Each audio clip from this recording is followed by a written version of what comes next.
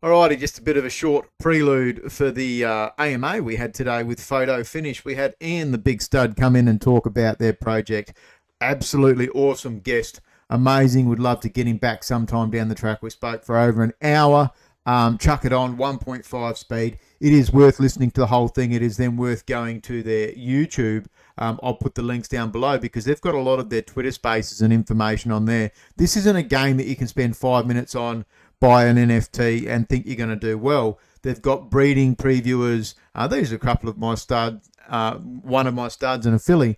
But we talk the difference between what a PFP is, and that will be your stylish studs and your fine fillies. And then we discuss the Gen Zero, how it works for the game, where it's coming out. There is so much information to find out. I had this listed as number 10 for this month. I reckon that could easily slot up the list of Solana games. So we're seeing potentially quarter one gameplay coming out of this on computer first. I think this is amazing. I love the AMA. I had fun. I'd take him back anytime. So I hope you guys enjoy. Thank you, Mother, for the rabbits.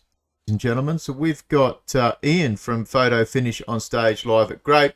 You've got old Barndog and Sixon. We do the Saturday night gaming.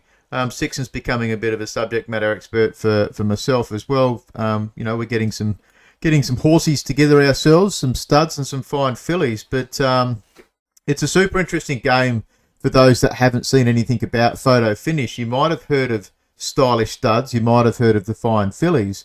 But it all comes under the umbrella of Photo Finish, and it's not actually their first game, so it's Photo Finish 2. So I'd like to welcome you to stage, Ian. It is a pleasure to have you here. I'm super excited we could organise this at a short notice.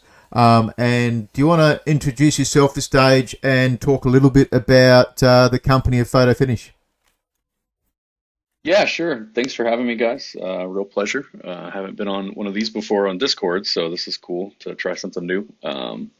Yeah, so I'm Ian Cummings. I'm the founder of Third Time Incorporated, and we've been in business since 2015. We've developed and released two of the most popular mobile horse racing games in history, I guess. Those have about 13, 14 million downloads to date so far. And we have started work and efforts on developing a sequel, a third game that is primarily backed by NFTs and the blockchain. So we're taking a lot of the concepts and ideas from the previous two games and bringing them, making them better, hopefully, improving them, making a sequel, but then, changing the economy to one of an open one that the end user and the players get to actually enjoy and experience. So we're super excited about it. Our history is, pretty deep. A lot of us have worked together a really, really long time. And, I worked at EA Sports for 10 years. I was the creative director of the Madden football franchise. My co-founders worked on Tiger Woods and NASCAR, college football, all kinds of different EA Sports games. And then we also worked at Zynga and at FanDuel. And so we kind of have traveled around a little bit together, trying new entrepreneurial things after we kind of, put in the corporate time there at EA. And so we're super excited in this brand new space, kind of really trailblaze. We were sort of a little bit late to social games. We were a little bit late to mobile games. But here it feels like we're really, really early in the crypto game space, and super excited to kind of use our experience to our advantage. Yeah, it's definitely. I'm trying to find the tweet. I know it was a message in your server for Discord to actually show some of the gameplay. It is really cool. The first one, Photo Finish, was 6 years ago that you created that? Yeah, actually probably seven. It was released, 2015, kind of like actually Australia only, sort of a beta. So yeah, six or 7 years that it's been sort of in development, that first one. And then, we did the second game, the Horse Racing Manager, that came out in 2018. Yeah, Aussies, we love our horses. Me personally, I'm not big on the horse racing, but Australia has the Melbourne Cup. Very big on their horse races all around Australia. And you've nailed it. You're very super early in blockchain gaming. It's going to be super interesting to see how it all breaks down, and you're taking all the good things from your game, and you've just got to add that blockchain layer onto it, don't you?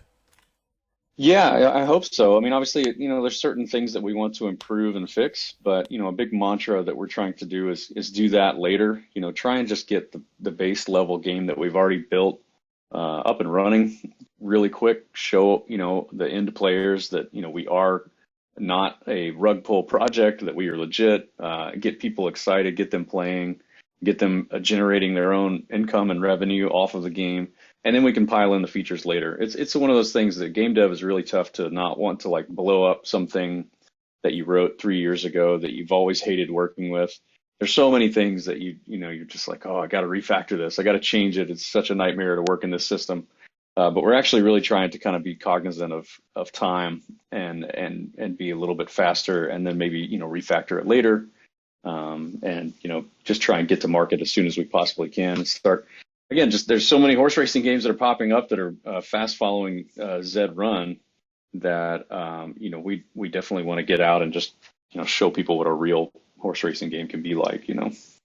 And you touch on Zrun, which is important, being on Ethereum, but they've gotten themselves in a bit of hot water regarding the legal side of it, have they not, with the gambling, the betting? Yeah, yeah, I just saw that. Well, I mean, that's really, it seems to be, I don't know what legal troubles they have right now. I know that the main one being that they discovered, an employee was winning races. I mean, so that was the thing that I saw. And I even posted like in our Discord about that because that actually happened while I was at FanDuel. An employee of FanDuel was using internal FanDuel data to win on DraftKings, and it was a huge scandal. And our studio ended up getting closed because of the fallout of the attorney general from New York being involved, and all kinds of legal troubles came from this sort of insider trading in essence, but it's unregulated.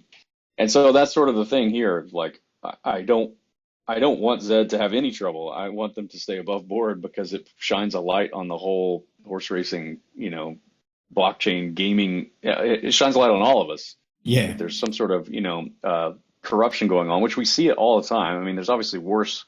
This guy winning a few races is nothing compared to these people doing rug pull projects and pulling 2 million out of people and then just vanishing into the ether. But still, you do want everyone to be above board. And I really appreciate the way that they've handled it. Immediately found out they let go of the guy or girl. I don't know who it was, but yeah, it's unfortunate. But again, when we talk about that for us, we sort of make sure that our employees sign agreements to not do that stuff. And I don't know if we would have known if we hadn't gone through that at FanDuel. It's just one of those things you sort of assume, well, everybody's good, everyone's nice, they're not going to do anything shady. But when there's a bunch of money on the line, people can kind of look past their morals for a little bit. And so, yeah, it's unfortunate. It happens in every industry. We've had it happen in mining, like people being purchasing offices and payrolls, filling in for each other and swapping the account details for businesses to theirs. And so the purchase orders get paid in their accounts. It happens everywhere, man, not just in gaming. Yeah, sure does. So it's just, in a space like this that has basically very little to no regulatory oversight, it's like, we all know it's going to come. We all know that the U.S. government is going to crack down on a lot of this stuff, but it's just sort of like, hey, let's approach it in a friendly manner instead of you don't want the narrative to be that this place is just full of fraudsters and corruption. You want it to be a good narrative that this is, democratized some finance and it is allowed, all the good things about even Solana, that it's climate friendly and that people are able to make a new income where they couldn't before, and all the like good things as opposed to the bad.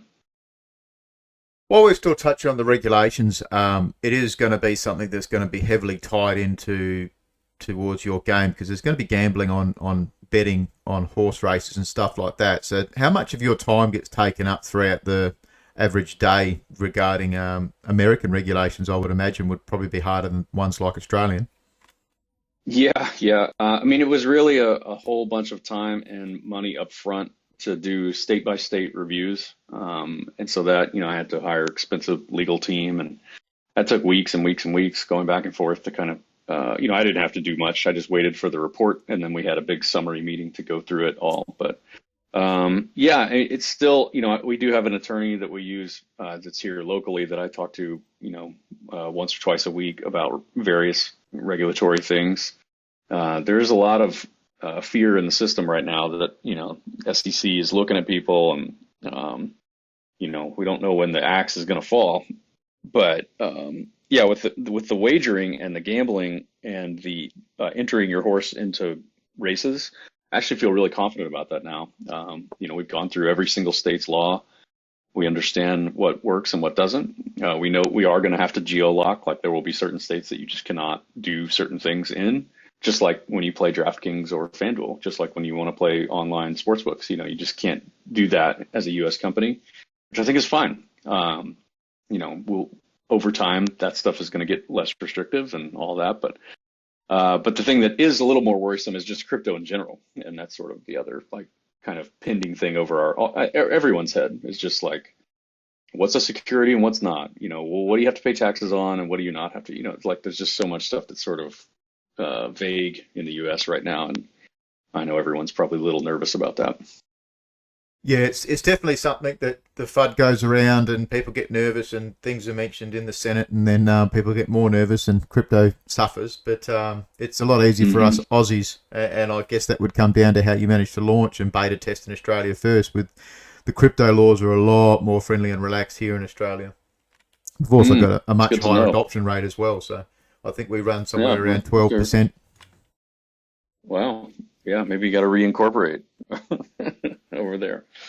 We get taxed the shit out of house silver. They tax us heaps on it.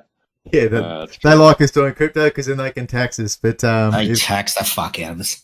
What are we? The third highest tax in the world, I believe, Australia. But that's we are very lucky. I don't want to make it sound like we're unfortunate here in Australia. We've got a lot of different opportunities as well. But super impressive team. You guys have got a huge backing of actually having worked together, enjoying working together, utilising products that you've built for many, many years successfully. And let's get into the little bits of the basics, because I know Grape was involved with your stealth launch. It was like a 0.2 Solana stealth launch for your studs. Is that right? Yeah, that's right. It was just sort of almost a tech demo at the beginning to see if we could figure out how to do it. And we just sort of assumed, that we would tell our existing community, right? We already had a Discord, we already had a Twitter, right? Of all the people that were playing our current horse racing games, we figured, well, we'll just do kind of a, under the radar launch, and they'll all be able to get in on this thing before anyone finds out. And everyone found out that night, and so no one really got in on it. Big Brain tweeted or whatever, Dudas tweeted, and then that was it. It just like ripped through that evening. And then, our hair was on fire for a good straight week right after that, because it was just this huge influx of new people, 10,000 new people drop in a Discord in like a day and piss off all of our existing community because of how just such a different audience it is. We've got the same people that have been playing this horse racing management simulation for 2-3 years. They know each other really well. It's a pretty tight knit group. And then all of a sudden here come like the memes and the GMI and the GMs and all the like crazy stuff. And it was just constant. And so it really pissed off everyone that was already there. But over that like first week or two, we hired two community managers to try and like fix our Discord up. I mean, that's the other thing. We'd never even gone through any of the normal, permissions or any of the stuff that you kind of normally need to do for a Discord when there's a lot of people in it. It had just been like a little chill spot. And so, yeah, it was a really crazy first couple of weeks once that sort of, blew up. But yeah, 0.2. And then I think it shot to 9 or 10 floor within that first 2 weeks. And obviously it's come back down since. And since we did the other launches as well, it's come back down. There was a lot of speculation before the Philly drop. Yeah, I was pretty blown away though to see that, 0.2 to 10. I was like, boy, I guess I should have priced it a little higher. I wish I had known back then. Yeah, that's the one thing that is really agonizing about this crypto is just how it's just a constant reminder of like you just missed out on something. It is so much FOMO. But yeah, we're doing fine. But yeah, we obviously could have done a lot better. I don't know. I think it's been successful. A lot of different times you hear stealth launch, and really it's just a matter of someone getting their mates to pump each other's bags, and they get a certain circle to get in early and that. But you guys have done it for a community that's already been built around your successful game. So I really like hearing that. And of course, the Sol Big Brain tweets that fires things up normally. Then you guys had the fillies. The fillies were planned 5,000 drops, whereas the studs were 10,000, and it was a 25% drop rate to anyone holding a stud.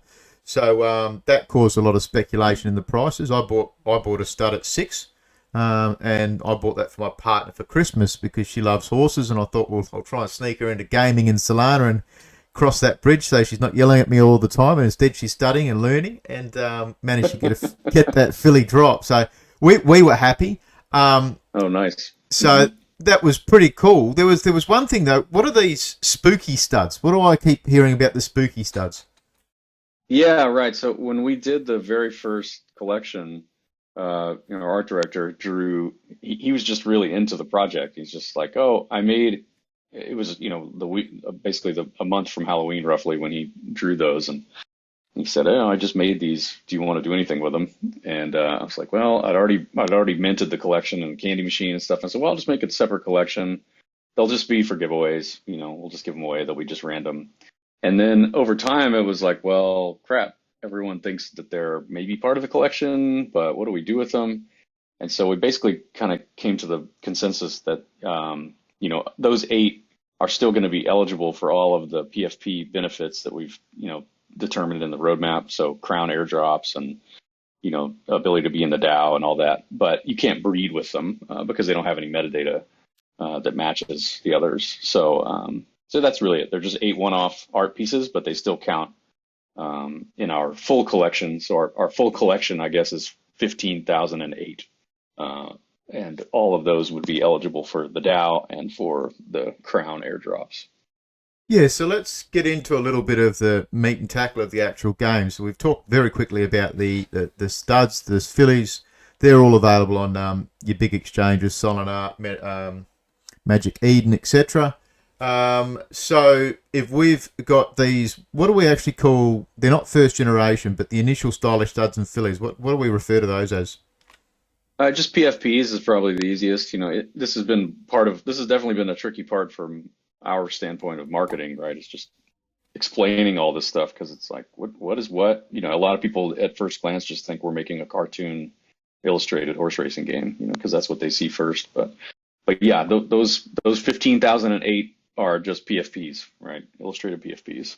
Yeah, it did confuse me early on when I saw the horses. I thought, well, how's this a horse racing game? So just for people, for reference, they're PFPs, and you actually get those studs and fillies. There is a breeding categories. There's, I think, 10 different stats. We'll get in to confirm that. But they make the Gen 0 horses. And the race horses, yep. Yeah, that's right. So it's actually using proper race horse. The video play on the original photo finish game is absolutely amazing, and I make sure to highlight it's definitely worthwhile going. I'll get a link for their YouTube. I've got that as well, but they've got plenty of old footage on that. So this is going to go into the Gen Zeros. So currently the PFPs are available, and that's probably super confusing for people as well, Ian. How do you guys go about talking about the matching? So we've got obviously BAS. Everything's got a minus, a neutral, and then a positive. And there's stats. Do we want to be breeding, high studs with low fillies? It's a super intricate game. Right. Let's go through the basics of explaining that, though. How does the breeding system work for people? Yeah, I mean, I think that's the interesting thing is that, at the beginning we thought, man, we've really got to explain all this stuff to people, get them really invested in going in it. But, over time I've sort of reserved and resigned myself to just like, the people that want to get in on it can get in on it. And it's obviously I'm trying to do my best, and we make tools and things to make it as easy as possible, but it's hard to understand and it's hard to explain. And until we get to the point where there's just racehorses to deal with, like, it's going to be hard no matter what. It's going to be vague and strange for someone that's just dropping in. But the top level idea is really that, there's a horse racing game being built that is full of actual race horses, and those breed with each other. They race, they have a lifespan, they, have all kinds of genetics, they have attributes, and those races are being run for real money. People can wager on them at some point. There's all kinds of cool stuff going on in the horse racing game. And so the question then is like, well, where do those first set of racehorses come from? And if you look at Zed or any of the other competitors, they basically mint those horses themselves and make a pretty big profit. And what seems to be strange from what I can tell on the other ones is that the best horses in the game are those very beginning horses, which is strange because now, like, what about everyone else in the game that joins later? So for us, the idea was more that you can breed those Gen Zero horses yourself. They have to come from somewhere, but they are the Adam and Eves of that new racing ecosystem, and so the way that we decided was that you can breed your studs and fillies to generate them. We've already released this PFP project, and so this will be the conversion step. So instead of having to go try and, get lucky in a public mint of the Generation Zero racehorse, it's actually just right now. Just get them right now, and then you'll be set up, and you'll be able to make your own racehorse when the game is ready to go live. And so the way that works, though, is we worked long and hard on, making an interesting formula of matching up the traits of the studs and fillies, much like real life horse breeding, to generate the best offspring. And so, the easiest way to think about it right away is just get two of the most rare studs and fillies to breed with each other, and that will produce the most rare racehorse that you can make. That part is quite simple.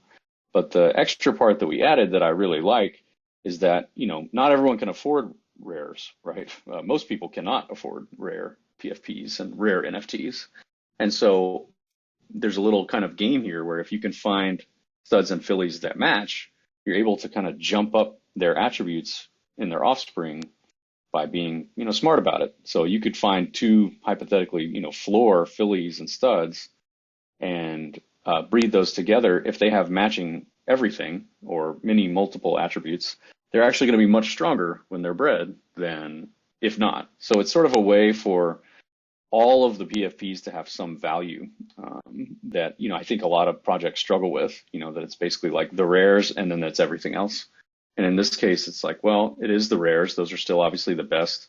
You talked about the letter grades, I can talk about that. But the whole point of this was to basically try and come up with some way for people that don't have the top of the top 100 to actually have something interesting to go after and build a pretty strong stable in doing so. So yeah, the letter grades, in our actual current horse racing game, the Horse Racing Manager, we actually have grades that go pretty far range. It starts at letter D is the worst, C, B, A, goes to double A, triple A, S, double S, Omega, has all these different grades.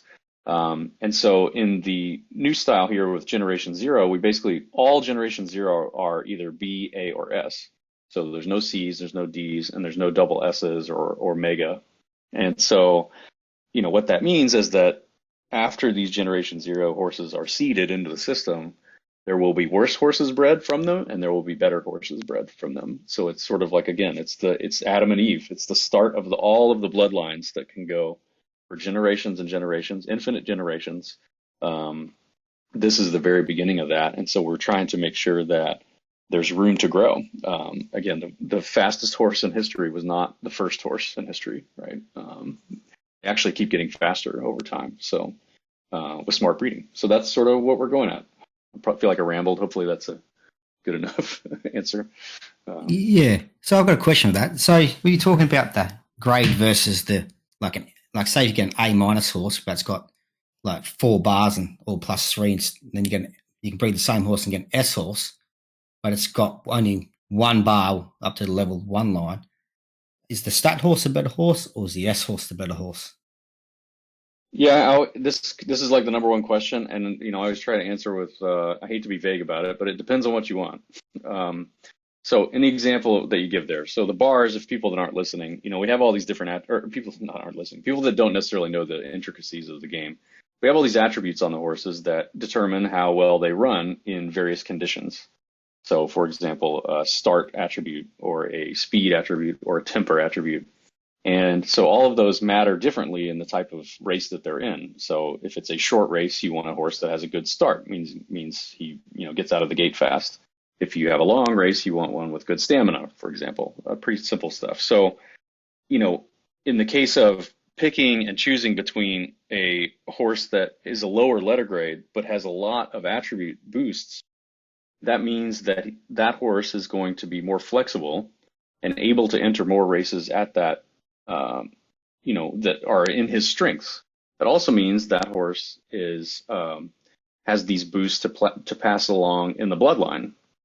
And so if you think about breeding the offspring, if you found a horse that had maximum bars on, let's say stamina and heart, to, good traits to have for a long distance horse, you could go with a B minus or a B plus version of that horse, not thinking that it's going to be the best horse in the world, but thinking, well, if I enter it into the right races, the long distance ones, he'll have a good shot against, lower competition. But I also know that every offspring has a chance to bring, more and more of that boost in. So if I can just find a plus horse to breed with that has also the same boosts, then now my offspring is going to have a lot higher shot of being very good in this and tailored in this area. Versus an S-rated horse will have, obviously this competitive advantage right out of the gate. It's just much faster naturally, but it doesn't have the boost to possibly help the generation down the line. So you have to kind of manage it. If you were to breed in the next, generation one with another horse that did not have the boost, now you're kind of like worried about dropping from an S down to an A, as opposed to increasing. So, it's just sort of like what people do. I think when people are at this point not looking to play the game, they're just looking to flip or breed the best one. It's hard to know if people on the market will just immediately sort by grade and take the S's and make those the higher value. I imagine they will, so I do think that an S is a higher price point if you're trying to sell. But I do think if you're looking to play it or hang on to it, again, the breeding outcome of these horses can be, we're looking at 2 years worth of breeding fees that you could be taking from these horses once they enter the system, as opposed to selling it on day one. It's just up to the person, if they want to hang in there and feel like, wow, I've got a really great bloodline that I'm working on and dedicate a little time to it. Then, I would go personally, I would probably try to get one of each. That's sort of my thing, is just try and balance. Because you never know if you've got the time to commit, but you also don't want to give away something that might be like a real championship breeder. Some of the top breeding horses in real life were not necessarily, the champion, like, Derby winning horse or Melbourne Cup winning horse. Yeah, I guess that all comes down to whether you have to play it now or you want to spend the time, like you say, and play a game for potentially years. The research is definitely there. So I do like the approach you said at the start there, is that you've kind of, you're letting people know that it is a complicated system and that they really need to research it themselves. But you guys make yourselves available for, is it 2 Twitter spaces a week almost, I see? One every 2 weeks is what we've been doing, yeah. And I was just on a second one this week, though. So, I guess there were 2 this week. But typically, our internal one that we do is just one every other Friday.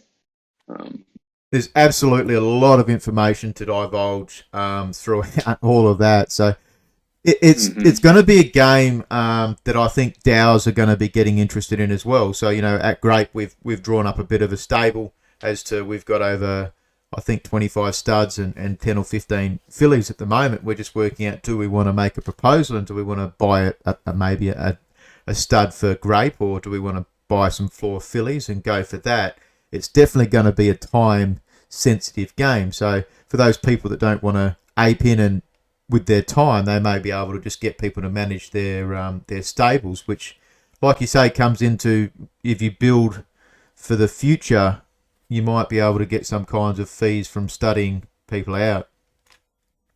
For a long time, and that's one of the interesting things about the game, is it's not really any sort of weird royalty sharing or arbitrary kind of, there's so many of these kind of Ponzi-nomics token type schemes. It's like, no, this is just a game.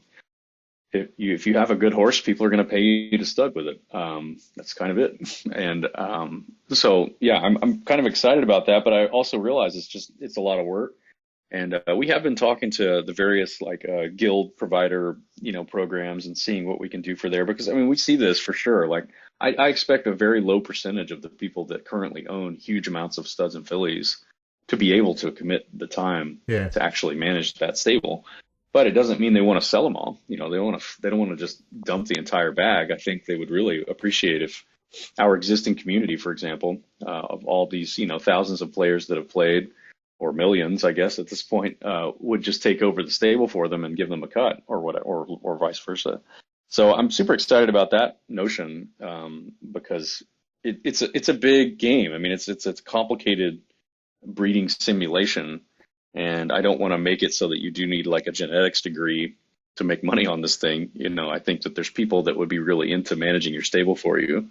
Well, I know there would because they're already right now in our Discord playing it. So those types of people, the ones that are playing our mobile game now, though, are not crypto forward. They don't have huge soul wallets. They don't have huge bags. And so they would be happy to take, a few studs and fillies off of people and try and make a winner, Speaking of breeding, how long can they breed for? How many times can the mares breed, and how many times can the studs breed till they die? Or So it's So our game now does have a decay on the actual skills of the offspring. I'm not sure how much we'll do in that. We probably won't do that much, but for example, there's a peak age that you want to breed at, and then over time the offspring are not getting as good of random dice rolls and the genetics formula stuff. But I think in our case, we had basically earmarked that you could probably breed all the way till the horse is about, I think, 17, 18. And our game does a year every month. So, again, you're looking at, it depends on when you retire. You have to retire the horse to breed as well. So if you raced your horse till they were 10 and then retired them, then you have 7, 8 years on the mare, and then those studs can go longer, sometimes 20 years, 25 years. But part of that as well is born into their genetics. So some of them have a basically later age that they can breed to. Some don't. But yeah, it's quite a while. It's definitely over a year of which is a eternity in crypto land.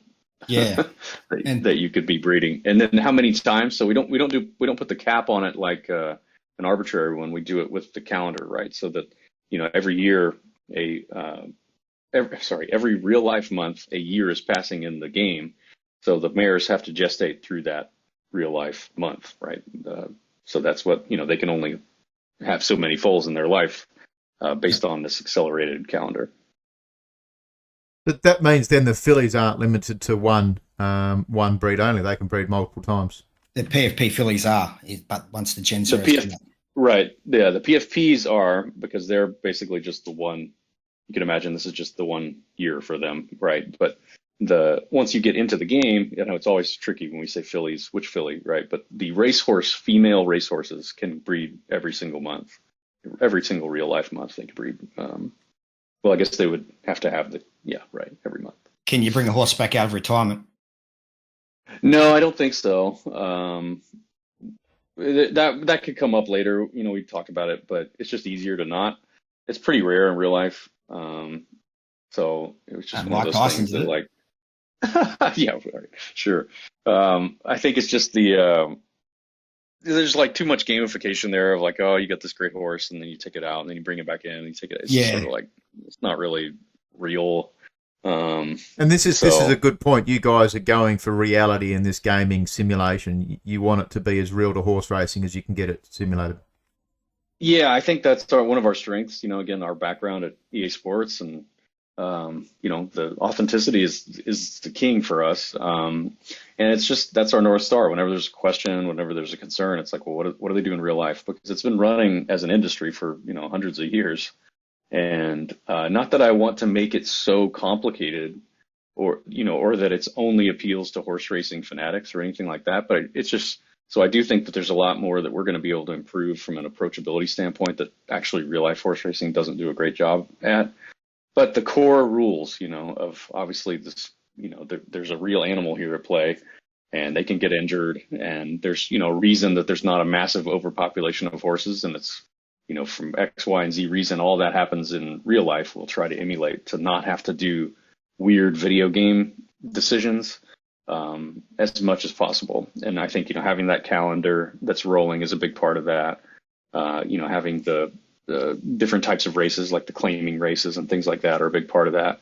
Again, I think you look at the other competitive products and they're just constantly fighting fires and putting band-aids on for economy issues because they're not following real life. They just kind of have some sort of standard normal video game version, and you can see it's like it kind of breaks all over the place when you don't have it tuned correctly, So when you come in the breeding, how do I say if I've got a stud and someone's got a mare out there and we don't know each other?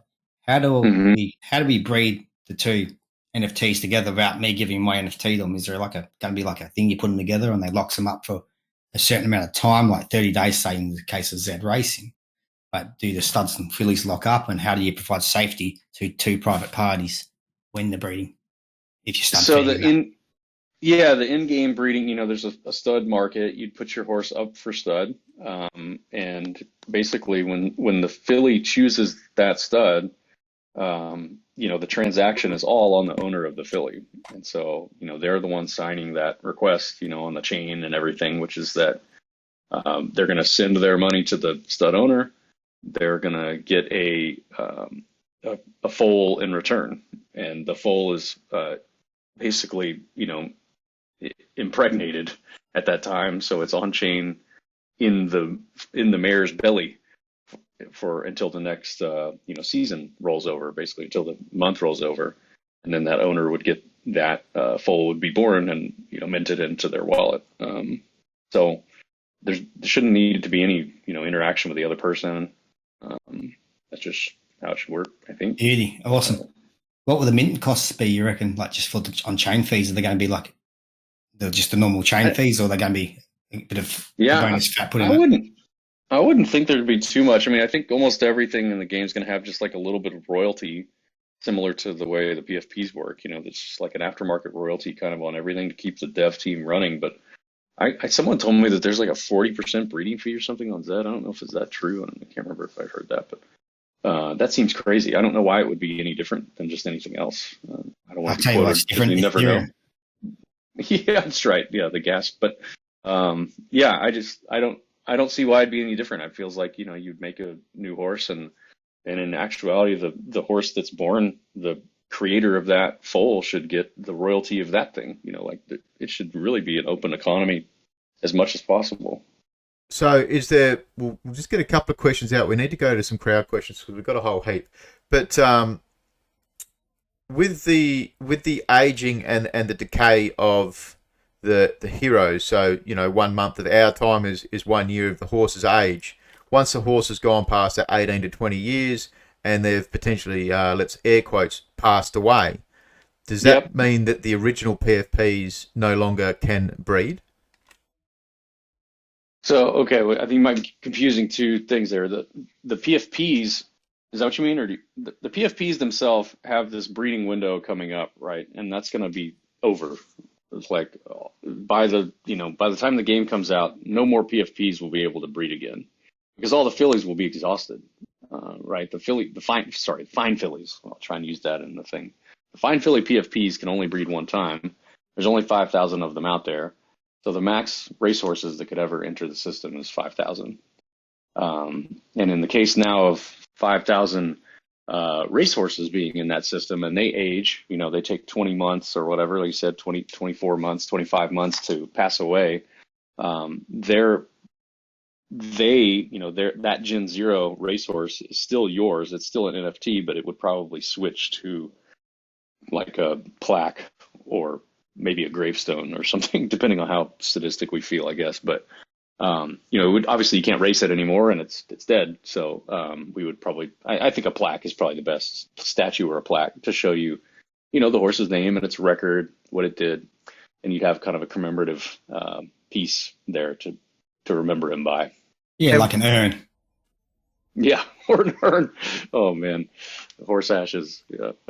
I'm just trying to work out from like if someone was to say, right, I want to go and spend 50 Solana now on a high level stud. There's obviously going to be a window that they can use that stylish stud PFP for a certain amount of time, and then it's going to be in effect just earning royalties from crown drops, and that's all it's going to be doing. That's right. Yeah. I mean, that was the biggest question at the beginning is like, these PFPs are just going to go away, right? They're going to be worthless. And that's why we, tried to say, no, there's a ton of utility to holding those things. Now, of course, the breeding utility does go away, but then it should be replaced by the utility of the crown and the DAO, and all the other, things, the VIP memberships and all that other stuff that's defined in the roadmap that, make those, I would arguably better. It's not just a one-time thing on the breed. It's actually, perpetual. So yeah, I mean, that's one of those things I can't wait to see how it works out. Like once we get the tokenomics out and all these things and people realize, wow, studs aren't just about the breeding, there's actually a whole bunch more. And I think you see in the Discord, a lot of the people that have been able to read and process all this info, there's a ton of it. It's kind of impossible to keep up with. But the ones that have kind of understand that that's a possible, very, very smart play for them to, snag a bunch of these floor studs because they have a lot of benefits in the long term. Yeah, I do want to talk about the tokenomics of the game and the business model, but we'll go through some questions. Will there be a cost of crown cost to enter races, breed, and maintain horses? What about the sub game of renting tracks? When will that be starting? Okay, good. So there's two tokens planned, right, in our economy. The crown is the governance token, top level, it's fixed supply. The derby is the one that is the in-game currency. So the one you would be using for entering the races, winning the races, selling stud fees, all that. That would be derby. And so that's the first part of that question. So that you'd be paying derby to enter a race, and you'd be winning derby when you won that race. The next part is the crown. The sort of hope of the crown is that you're using that crown to get a license to operate a track. And so if you think about, all of us enter a race at, whatever barndog's track, the cut of the race purse, would be going to barndog. And that's sort of the point. And so when will that come online? I imagine that's going to come online with the core MVP product, the main one, which is, probably end of Q1, early part of Q2. Yeah, let's talk about that a little bit while we're on then the MVP. So at the moment we're coming into Christmas, and end of Q1, you're thinking that's going to be the computer version of the MVP, is that right? Yeah, it'll be web only, and basically racing, breeding, and the tokenomics stuff, and studs, all that kind of studying, all those sort of things, and then the calendar rolling, right? So the ecosystem will be running.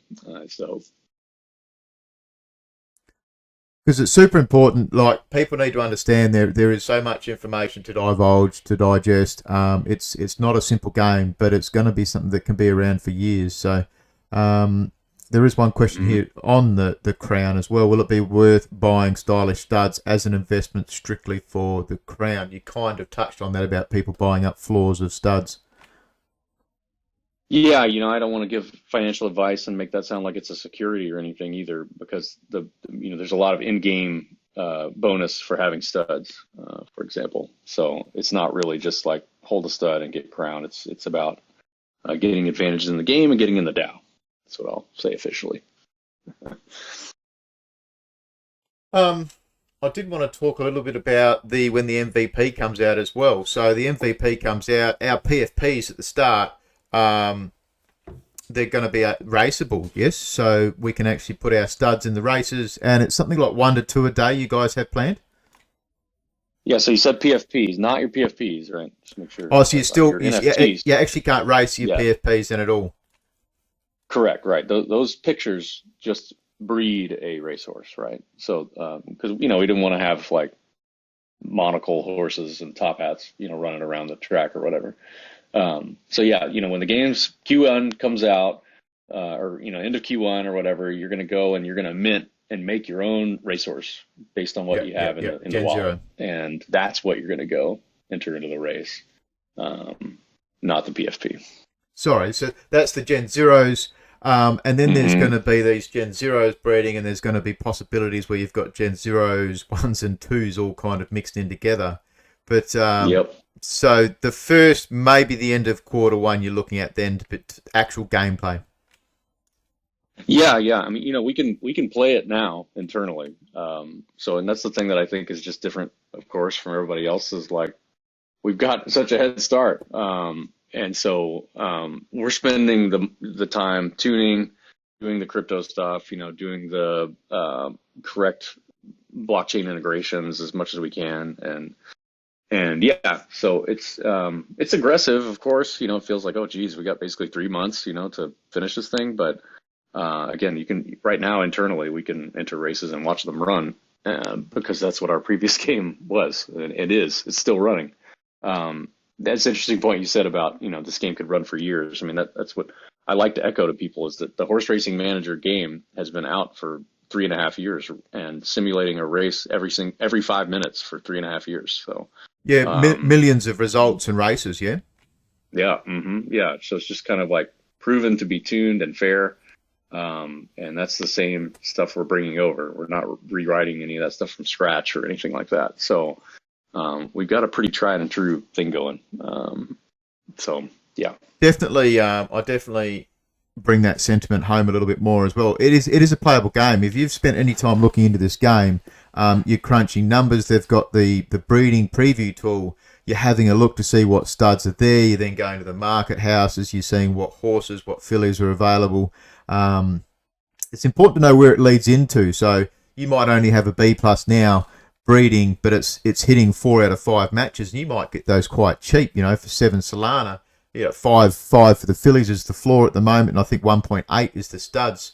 So you might come away at it's still a lot of money when you think about it, $1,400, but that might set you up for generations to go. Otherwise, you can have a look then at potentially getting links up with big studs through DAOs and building yourself an S grade horse at the start to just get a Gen Zero and race hardcore 1 to 2 times a day. Yeah, yeah. So yeah, you mentioned 1 to 2 times a day. I mean, that's sort of like when you do the math. I can't remember exactly where it nets out, but if we say that 28 days is a year, you try to do the math of like, okay, well, how many hours fit into a year, and then you squeeze it down, and it's like, how many races does a horse run in a week? And typically they run maybe once a week. Usually it's once every 2 weeks. And so it kind of comes somewhere in that range when you think about our clock running at this, super fast rate. You probably, you would want to manage their fitness level and not like overwork them for risk of injury. So, you'd want to make sure they're fully rested before you, enter them right into another race. But yeah, probably 1 to 2 times a day. Maybe it's one every 2 days. Maybe it's 3 times a day. It's kind of probably up to you a little bit, but yeah, something like that. So that does lead into one of the questions that's there is about stable management, which is super important. That's managing your horses, your fatigue levels, the injuries. So how much time would it require to properly manage a stable? Yeah, I think with the MVP, it's just going to be kind of none. You're just going to wait, right? That's it. They're really just going to have a tired level, a fatigue level, and that's it. But if you play the current horse racing manager game, I mean, that's kind of the majority of the gameplay. There is the rock paper scissors balance of keeping your horse in top condition as he ages by feeding him, training him, racing him, resting him. All those things are sort of really critical, and that's what we envisioned the mobile app and this sort of phase 2 of this sort of play to earn part of this game coming online. And I imagine that's probably more towards the end of next year, so end of 22. But that's where I see we could really unlock a huge growth vector of our mobile audience, the 13, 14 million downloads we can get again, and have those people playing and managing their stables in a fun, easy way, and not necessarily being hardcore like crypto people that understand DeFi and staking and all this stuff, but they're just like into horse racing and they just want to play and take care of their horses. And so that's where that whole game will unlock, is in essence on the mobile app, and possibly it'll be on the web too. But that's where I would imagine that you can have an entire game. You could spend your whole week taking care of your stable and keeping them in shape and training them and feeding them and all that, as opposed to the very beginning MVP. You just race them; they're just ready to race. When it comes to the mobile version, say, because like you say, a lot of people from the non-crypto sphere coming in, will you be able to just go in like, I've got $100 and go in game and purchase and go, I'm just going to buy $100 with that Derby and press the button and it does it all for me? Yeah, so that's the big reason why I actually chose to delay the mobile app to be later, is because right now on Apple and Google you can't do anything like that. And it's not like there's any problem on our side. We would love to integrate that, of course, because then that means millions of players can do it. But you can see it's not just our problem; it's like everyone's problem. Bored Ape just got shot down from the App Store. They don't know why. So there's there's a lot of crypto fear. Of course, there should be, on Apple's side. You got to make sure it's not super scammy, and there's a lot of really bad actors that have been taking advantage of these situations lately. But once I'm very hopeful that a big company will figure some of this stuff out and will be able to blaze the trail. I don't know. It's not going to be an Activision or an EA, but maybe someone else that's quite large.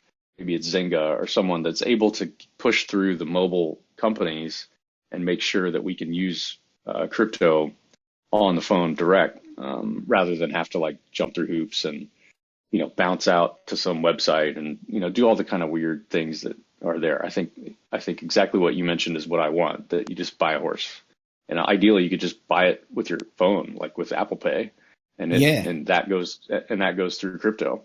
I think that's the how do they separate we all want. The difference between, say, if you can game I got my credit card ready and I'm playing Photo Finish 2 on your mobile and I want to buy $100 worth of Derby and I press it and just charge my credit card. What's the difference between that and me buying just, say, Power Course and Marvel Strike Force or Gems and Clash of Clans or any sort of currency, in-game currency on any other mobile platform?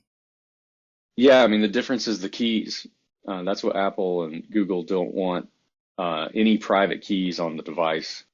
That's sort of the main thing right now. So, I think there's a few platforms that are coming out that have custodial wallets. So you'd still be on the chain, but you don't have your private key on the device. You're still just logging in with an email and password, and they control your wallet. Those are the types of things that will be that integration in that middle layer, so that you can still play blockchain games, but you don't have to have your actual private key on the device. I think that's maybe the first thing that'll happen. But yeah, who knows? I just know that right now you can't do it. And so that's why I kicked the can down the road. And I just have to assume that someone will figure it out, because it's such a big, interesting... Too much money not to. Yeah. And you do have to worry, Apple will want 30% when you do Apple Pay. And it's well, crap, that sort of throws a wrench at things. This whole thing is about decentralized finance, and obviously Solana, it's no transaction fee basically, and super fast. And now all of a sudden we're going through Apple servers and waiting for receipts and 30% cut, and it's oh geez. I'm glad it's not gone through Apple and Google Play, because they just rip you off and they take a bit of cut of your profits as well, but they also on-charge us as a consumer. But as in getting mass adoption, Google and Apple is the way. Yeah, there's different charges across the world as well. So if you're in Australia, you generally you're paying more for your online games than you are throughout other parts of the world. And I think 2022 is going to be different for it, though, because we're going to start seeing a lot more games firing up, and there's too much money that's going to be in it that companies are going to want to get that money as well. They're going to access to it. What have we got at the moment? We've got Axie that's being played by 1.2 million per day. But what are the next big games from there? Whereas next year we start to see these games fire up. It's going to be, for sure. Everyone's taking notice. You hear, the Zyngas and the EAs and Activision saying, "Oh, we got to pay attention." You saw Ubisoft with their disaster launch the other day. I don't know if you guys saw that, but one of the most downvoted YouTube videos in history, or something like that. Well, they still sold out though, didn't they? In the end, they still sold their NFT out. Did they? Probably, yeah. It's just hardcore gamers being, salty, but which is no surprise. I don't know why they thought That's a whole thing that we could talk about too. It just kind of makes me nuts that, you know, who cares about it being called NFTs and blockchain and stuff? It's like, just make it so you own your digital goods. Like that's way better for the consumer. And somehow Ubisoft or whoever, they're making it so it seems like a bad thing, and the hardcore gamers are lashing out. And it's like, you want to keep buying skins and then throwing them away? Like, no, of course not. You would love to resell those. But it's just a phrasing or marketing angle thing. It's like hardcore gamers should love this stuff. It's way better than having to buy stuff in loot boxes and then just lose it when the game goes down. It's 1,000 times better. But right now they're just But kind of it's like, worse for the ugh. company. Yeah. Well, I mean, the Because you think companies, about I it. don't know. You think That's the about thing. Like I buy a the big skin from you, companies, and then yeah, you're the right. You got to keep seller. rebuying it. I buy the Yeah. skin, then Mhm. I sell it to Barndo, and then you don't sell the skin when Barndo could buy the skin from you twice. You know what I mean? Like, Yeah, but you get the royalty part, and when it trades hands, I think we don't know how much. There's gonna for sure be more free to play, kind of gotcha style loot box stuff, in crypto as these games come over. But again, you don't have to. Like that's the big difference. Like with us, for the last 10 years as a small indie company, like we had to do mobile free to play loot box style mechanics to keep the company afloat.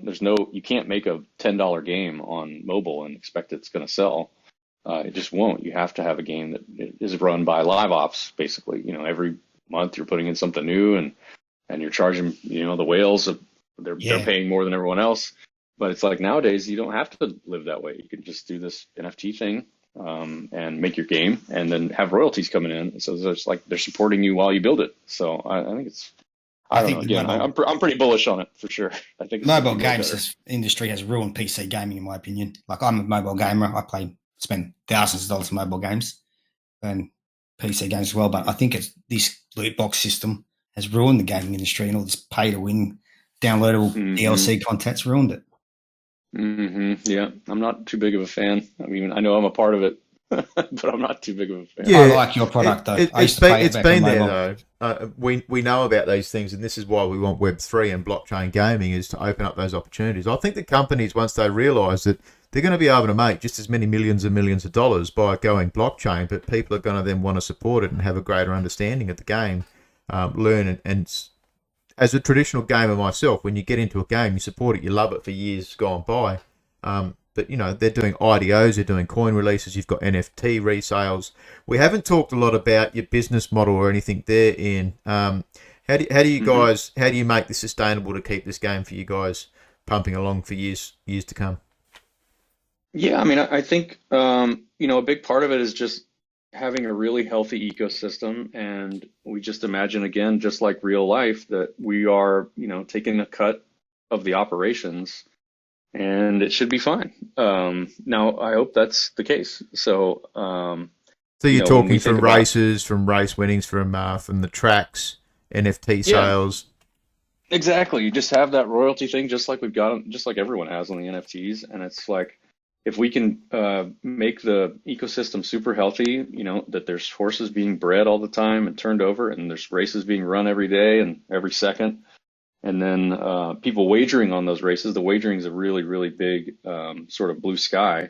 We're trying to plan for if there's no wagering, what happens. But if all of a sudden people are wagering millions of dollars each day, then just like in real life, the track owners are getting a cut of that. And so we'd be splitting the cut of that with the track owners, that are out there, the community. And So then you're yeah, going I to just, have an online DEX, are you, to be able to have people potentially wager? They might have different Solana coins. They can use those SPL coins, I should say, so they can wager different types. And are you going to have a DEX and all sort of aggregated, ready to go? yeah, so we're looking to partner possibly in that respect. We don't know exactly the implementation there. If we just use the Derby to start, or if we end up, like you said, like a BetDex. I don't know if you've seen that one, but that's the founder of that is the founder of FanDuel, so I know him, that guy Nigel. So there's places like that that we could talk to and maybe partner with, so that we don't even have to worry about building it ourselves, and we just have our races being run just like they're another sport in some other third party. I like that idea, that if someone goes to bet on a football match or whatever, that they also could bet on a virtual horse racing event. So There's a lot to do there. That one's, I think in the roadmap you can see wagering is something that's going to take probably another couple quarters to just make sure that we're, not doing anything illegal and regulatory stuff to make sure. But plus, wagering is pretty tough in the horse racing world because it's parimutuel, and for those that don't know what that is, it just means that people are betting against each other. There's no house. So if you bet on horse number 2 and I bet on horse number 1, we're just taking each other's money. And so the reason that matters a lot is that it means you have to have a lot of liquidity. You have to have a lot of people betting for it to be fun. If like 6 people are betting on the races and you all bet on the winner, it sucks. So the reason horse racing is fun is because there's these $1 million pools on every single race, a lot of money to go around. If you pick a long shot, you get paid really well. As opposed to if no one's there, then, it's no fun picking a long shot. So that's one of those things that kind of like we're going to probably end up building some, play to earn style wagering at first. You know what I mean? Like just something to do to get people trained into like enjoying wagering so that they're just winning. It feels more like a fun money vibe until we have enough players and wagerers and everything's all set up where you could actually start doing real or mutual pools with trifectas and exactas and all the super fun but complex horse racing betting.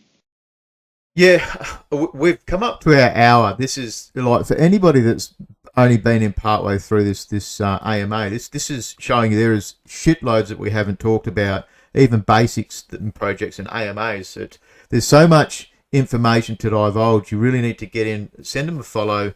Have a look at their Twitter spaces that come out. They're on a regular. The YouTube does a great way of covering previous AMAs and spaces. So definitely get out there and follow along. I want to get through some of the last questions on stage. Anybody else has questions, please write them down. But there was one there. It did mention about obviously the photo finish unlocks a scholarship feature, and that's going to be managing stables. Was that a plan, Ian? Yeah, I mean, we're talking to guilds and scholarship type programs because I do think that there's not enough owners right now to manage the amounts of stables that they have. So there's going to have to be some way to do some of that. I don't want everyone just dumping all of their Gen Zeros if possible, but I also want lots more people in the system too. But regardless, yeah, we are looking into that. There is a question here about DEXs, but I guess if we take that further, when roughly are we looking at coin launches for Derby and Crown? Yeah, so I was wanting to wait for Crown until the game was closer to launch, but I'm hoping here in the next 2 weeks I'll be able to pick a day that we can say when we're going to do a launch. So I'm hoping before the end of the year I'll be able to tell you when that is. Yeah, cool. So maybe a January launch for the coins and that, which is good. You're not rushing to get them out there just because everyone's done it, and it's a cool thing to do, and everyone's 80 timesing off their coins. Right. Yeah. Right. Yeah. I'm hoping the end of January, February would be great. I just don't know for sure. So yeah. What market's you planning going on? I don't know yet. I'm trying my best to get a really, really big partnership lined up first, and then would go from there. But yeah. Got nothing yet. Working on it. There is a question here about racetracks. Are the racetracks going to be based on real life ones as well, or are they going to be all recreated for photo finish? As of right now, they'll be recreated by us. No licensing for those, just less for us to deal with. But I do feel like over time, if you guys out there keep our game popular, then you give us a real good bargaining chip. To easily get a lot of these tracks in. As of right now, if I went and asked someone, hey, can I put in, Santa Anita or something, they would probably try and charge me a ton of money, and I don't want to do that. But if you've got 3 million users on a daily basis, then you can say, righto, we're going to get you 3 million subscribers watching your track. Yeah. Yep. That makes sense. Us, right. Yeah, absolutely. So is there any way of, are you doing any partnerships with metaverse projects like Portals, for example, putting in a race course in their project? We actually have our own metaverse, and you should check it out. It's called The Suites, our own project that we just announced. And I have an external dev team building that for us. I'm pretty excited about it. It's like kind of under the radar, but we just sort of announced and talked about it. Like one single tweet is out about it, and so it's really, really early. But I built a demo. You guys can check it out and play it. But the idea of that is really a sports suite where you can hang out with your friends and watch our races as well as other live events. So you gotta check it out. The Suites apartment. No, that's not it. I'll get a link off you. We'll put that in while we're talking about it. There's a link in Discord. Esquizo sent a link. The Suites NFT is the Twitter. Nice work, X. Now, Eggy, I know you've got more questions, but we will try to wrap it up. We have gone past the hour ticker. Ian, have you got any things that you would like to mention that we haven't gone about today? Yeah, I was just going to talk about the suites. I mean, that one again is just super early, and I'd love telling kind of small groups like this, that kind of get in, because I just love sharing the alpha with people. I love that sort of vibe. I mean, that was my favorite thing about our first mint. Of course, it was sort of a bummer that we didn't make, $5 million in one night like Aurora did or whatever. But I was so happy and excited to see all these people that believed in us and read the docs and got in, and then all of a sudden had seen, 20 and 50 and 80x gains. So the suites is hopefully another one of those. You never know, not financial advice. But it's really, really early. It's made by us, again, a team with more experience than any other team on chain, probably. Rory's up there with us, but we've got the pedigree, and that's a new little project that you could be in on just because you happen to be listening to this tonight, well before anyone else. So that's a little check out. Absolutely, well before. It's got 1,500 followers. I'm just having a squiz at it now, and I'll probably have to go deeper into it myself today. Could you explain the gameplay of the suites a little bit if you got time? Yeah, I mean, it's really, really simple right now. It's there's only a single tweet about it. There's no roadmap. There's no white paper. So we're still figuring out a decent amount of stuff. But the gist is that, it's a metaverse. It's a little online chat room in essence. You hang out with your buddies. It's private. You own that suite. The suite is an NFT itself. And when you're in that suite, you have the ability to set the TVs and all of the, let's call them all the TVs inside of your suite to streaming events. So, you could flip it onto a Twitch channel or some sporting event, and everyone in there can watch these together. And so the point of that is to really try and recreate that feeling of going to like your local pub that only supports, Manchester United, being around your friends that all are together on a single thing, or a Super Bowl party where, you just got all your buddies and everyone's sort of rooting on that event. And then inside of that suite, we imagine building little games for people to play, as well as wagering on those events that they're watching. And again, that could be through a DEX, but some way to, put some sort of skin in the game on these. And there's a custom token that we'd be launching for that as well, just for people to, throw in some profits while they're watching the game, bet against each other, put a little skin, put a pot together, all the things that you do when you're with your friends watching sports. So that's what we're going for. Pretty neat. It's just a little demo. You can play it. It's on the web browser now. You can kind of get an idea. Could you just about build your own private bar in there and like actually pay people an entrance fee to come in and watch at your bar because you have all the NFT, like the pool tables, the arcade machines?